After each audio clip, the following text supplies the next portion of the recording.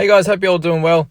Just want to jump in and do a little bit of a video, just talking a little bit about my team, a little bit about trades and how we can use them most effectively, especially when we're running out with a lot of these players that are going to be out. So just having a look at my trades for the week. This is what I'm thinking at the moment. So Besson, Randall, he might play here and there, but I think this is going to be the best way to go about it. And I was tempted to bring in Teddy, but I think I'd have to blow up my team a little bit to get him. For example, I could trade out Angus, for example. But my goal with him is that he's going to be coming back, hopefully, let's say, in 2 weeks' time. At worst, normally 3 to 6 week injury. This will be his third week out. So looking towards, the back, eight rounds of the season. We're coming into round 13 now. We've got 8 rounds left. If we can have him back for the last 6, then that's one trade I've saved. And, Teddy, he's averaging in the mid-60s.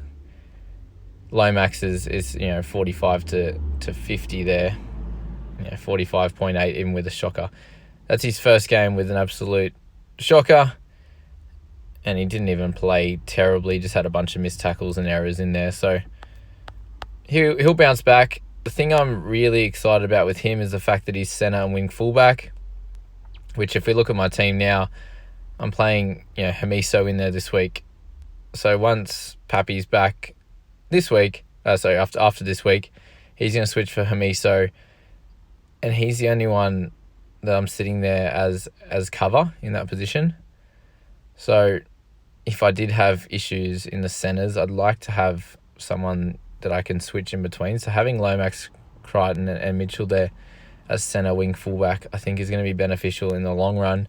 So that hopefully I'm not stuck with having a 16, having to play only 16 in a game in a week.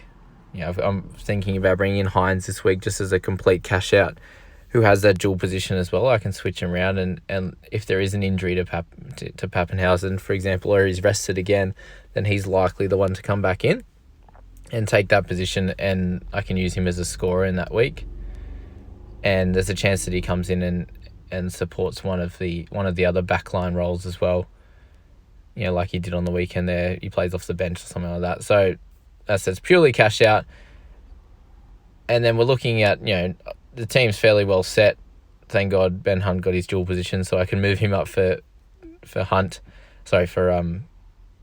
Grant.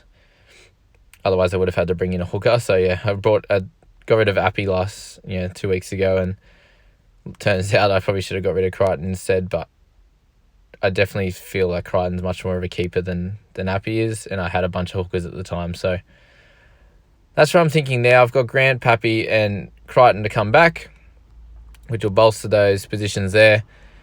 And then with my last 4 trades, which I'll have left after that, then it's only going to be about covering injuries. I've got Jerome Luai there.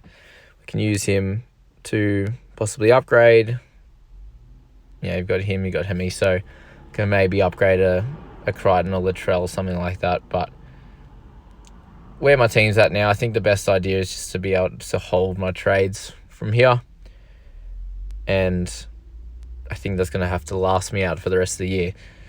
So guys, if you're enjoying the video, please hit subscribe, hit that like button, so we can grow the channel a lot more. I'm really enjoying putting out these videos. It's been great fun. And only other thoughts, guys, is just to have a think about this in your own team. I know a lot of people are using the last 2 trades, or you're sitting around 4 to 6 trades.